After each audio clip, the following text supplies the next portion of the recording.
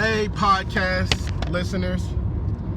So, hopefully you can hear this fairly well. I'm driving home from Texas right now and some training just some training to help me perform better, to be a better exterminator, and learn a lot. But yeah, so anyway, I wanted to do a podcast specifically. I was thinking, and I'm gonna write an article probably tomorrow. I'm driving. I still got about 3 hours left to my home. But yeah, I don't know if I ever read an article on as far as customers on what to do when you discover that you have bed bugs, or even think you have bed bugs, and some of the do's and don'ts. I think that I should definitely write an article about it. Sorry for the pauses. I'm trying to stop saying so much. I had a couple YouTube videos that people commented a lot on that, so instead just trying to get that gap. But I'm still practicing on my public speaking. Anyway, I think that I should definitely write an article, so I'm gonna probably do that tomorrow or the day after if I have time. But right now I'm gonna put this podcast will be about what to do when you get bed bugs, if you think you have bed bugs. So I think the first thing to do is call a professional. So you think you have bed bugs. A lot of times, I would say probably once a week, I get a call where I have to ask the customer, why do you think you have bed bugs? Well, a lot of times people have them, but think they have them because they heard somebody else they knew that had them. They had them in the past years ago, or they're coming from a hotel or a library or something like that, and they think they have them. Now, these could definitely be good indications that you have them.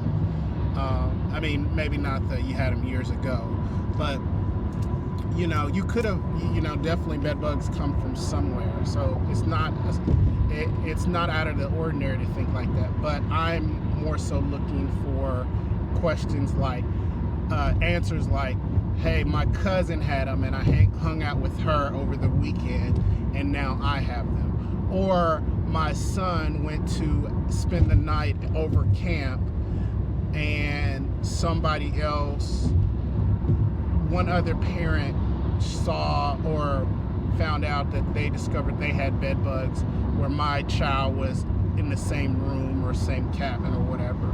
These are kind of answers I'm looking for. So I don't assume that you have bed bugs just because you heard about it, you're worried about them, you think about them. It needs to be more evidence than that. It needs to be more, because essentially, let's say you have a bad spider problem, let's say you have a bad pest problem generally, let's say you live next to the woods. You're seeing bite marks on your kids. It might just be because they're hanging around in the woods where fleas, mosquitoes, all kind of bugs could be biting them. So that could be a possibility. So don't always assume. So talking to a professional has neutral eyes on the situation. They can maybe gather information instead of not working with hysteria, not working with emotions. They can maybe think of things that you wouldn't think of, right? Or ask questions you wouldn't have asked yourself because you're all kind of built up with emotion. I think the second is, now, if you're not going to get a professional out there to inspect or to treat, and at this point you still don't know, you definitely want to do an inspection. Now, I would caution inspection very carefully, right? Because I've seen it myself where people kind of flip over mattresses, flip over beds, and they're throwing bed bugs into different rooms, different areas, different pieces of furniture. So I would say, lift up, if you haven't seen one physically, I would say kind of pull back the sheets gently. Then I would say remove the fitted sheet gently.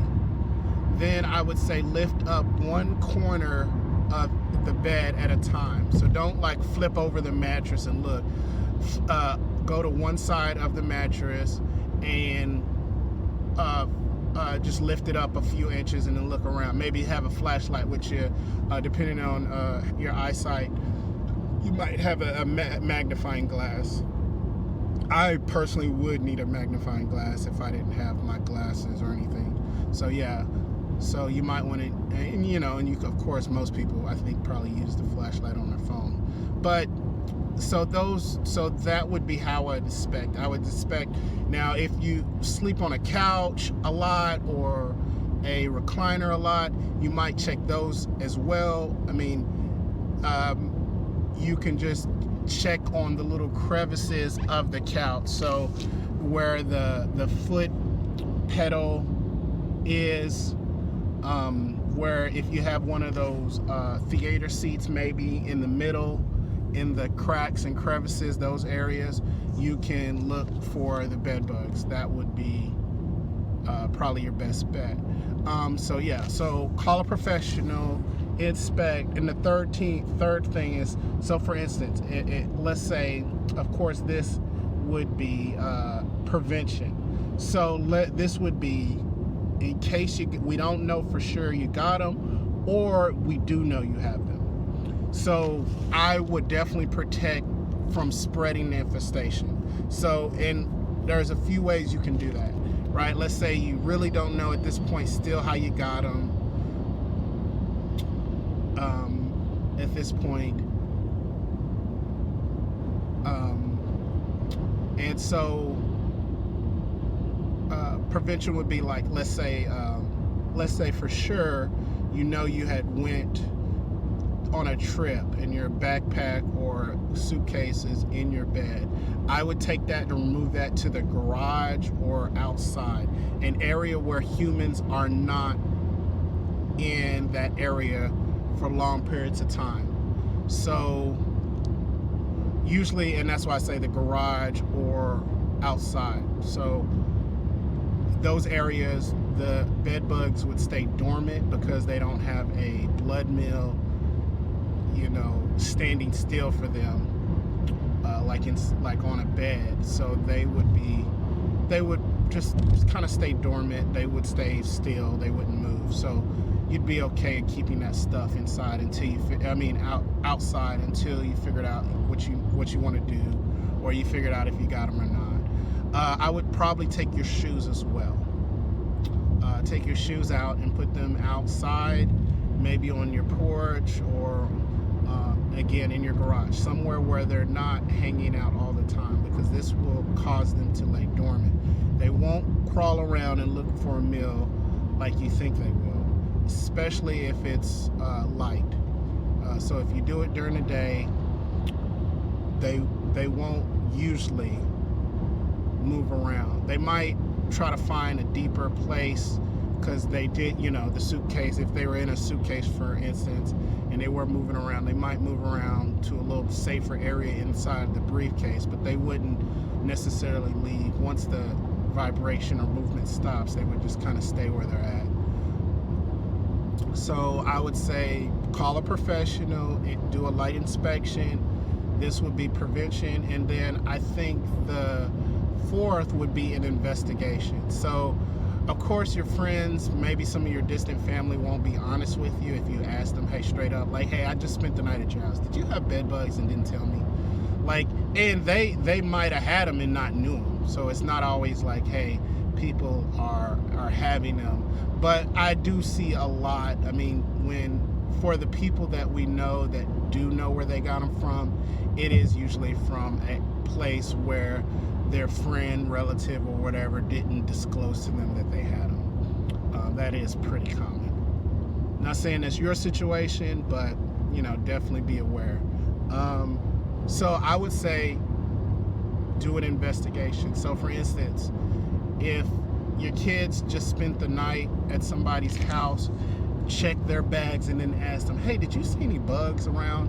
Make sure you kind of tell your kids, like, hey, don't go back and ask these questions to your friends, because you don't want to embarrass anybody. I think bed bugs is something that people are embarrassed or have an assumption that it makes you think you have a dirty home, but that is not the case. I mean, I would say most of the homes that we treat are clean to prestige. right?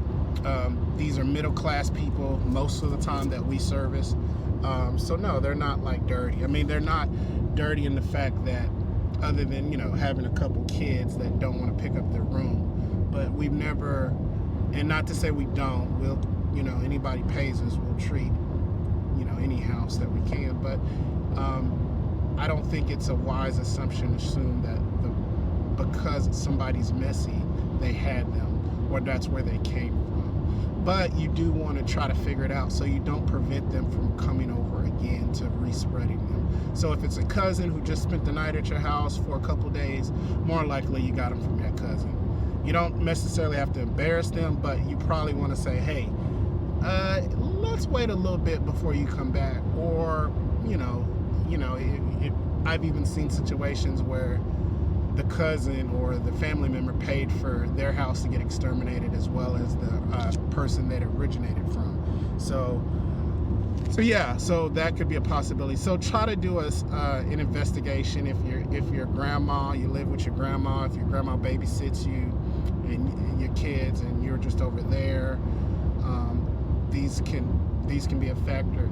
Again, people might not be honest, even if it is your relatives. But hey, next time, you go over there, maybe you inspect a little bit, without them knowing. But as a professional, I didn't tell you to do that. So that would kind of be the investigation part. And then the last part, this definitely depends on what you want to do. If you call the professional, let them tell you what to do to prep or prepare or pay or what to expect.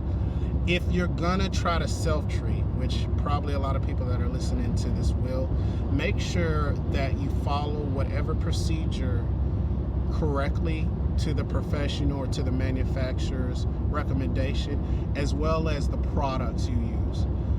The product, whatever product you use, if it's Raid, if it's a professional brand, if it's something even we use, some of the products that we use, you could probably get yourself. But make sure you use it in the rate and follow the preparation instructions, follow the instructions on the bottle to the T. These instructions are tested for their product, and they found that the way that you treat, the way that you use is the most effective and the safest way to use these products and these systems. So definitely you want to be careful and you want to follow the instructions, right? Even we have to follow instructions. Our instructions are, it's the law for us. Like, so we can get in trouble. We can get in lawsuits. We can, get fined. There's a lot of things that can happen to us if we don't follow the recommendations of our processes and of the products that we use.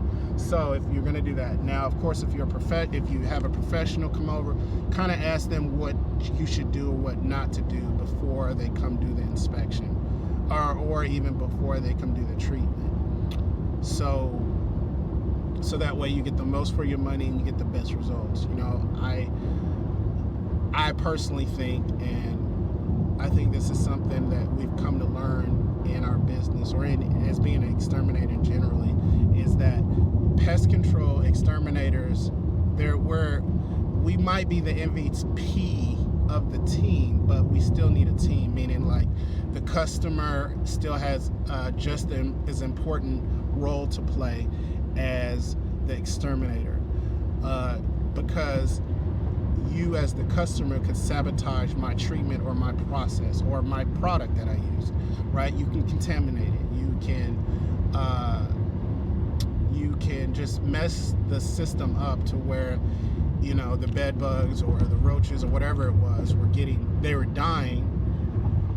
You could have messed them up more with not following the recommendations of the pest control operator, or just anyway, you could just mess it up. So definitely don't think that, sometimes the pest control, like we do alone, take care of a lot of pests. We can get rid of a lot of pests, but we can't get rid of a lot of pests without you following our instructions, following our prep, our post, our do's and don'ts when it comes to, using us. So yeah, so again, these are kind of some steps. Is that 5, 4, 6, 5? I don't know, but anyway, those are the steps anyway. Call a professional, light inspection, prevention, investigation, and then, you know, deciding on the treatment you're going to use. So this audio was a lot longer than I thought it would be, which not a big deal. I think I still have like 3 hours left anyway. So again, thank you for listening. Visit our website. We have tons of information. We have tons of videos on YouTube. Our website is tulsabedbugspecialist.com or tulsabedbugexterminator.com. And we service the Tulsa area, Broken Arrow area, Sand Springs, Owasso, Jinx, Glenpool, Coweta, Sapulpa. Those are the towns that I can think of. Did I say Owasso? I said that already. Yeah, so, you know, Midtown Tulsa, South Tulsa, North Tulsa, Turley. We go to Turley as well. So yeah, so if you have any trouble or need help with getting rid of bed bugs in those areas, give us a call. Even if you just need advice on how to get rid of them yourself or what you should do or not do, you can even text us 918-892-5254 and or call us. If we're available, we can definitely give you some advice over the phone. I know many a times when we started this channel and this website, we had a lot of people calling like, hey, do y'all come out to my area? I'm like, no, but I can tell you what you should look for when trying to hire a exterminator to get rid of your bed bug problem in your area. So anyway, so yeah, guys, so thank you for listening. Thank you for your patience. Hopefully this helps. Let me know if it didn't or it did. Better if it did help. Yeah, give us a call on those numbers, and I will see you next time. Thanks.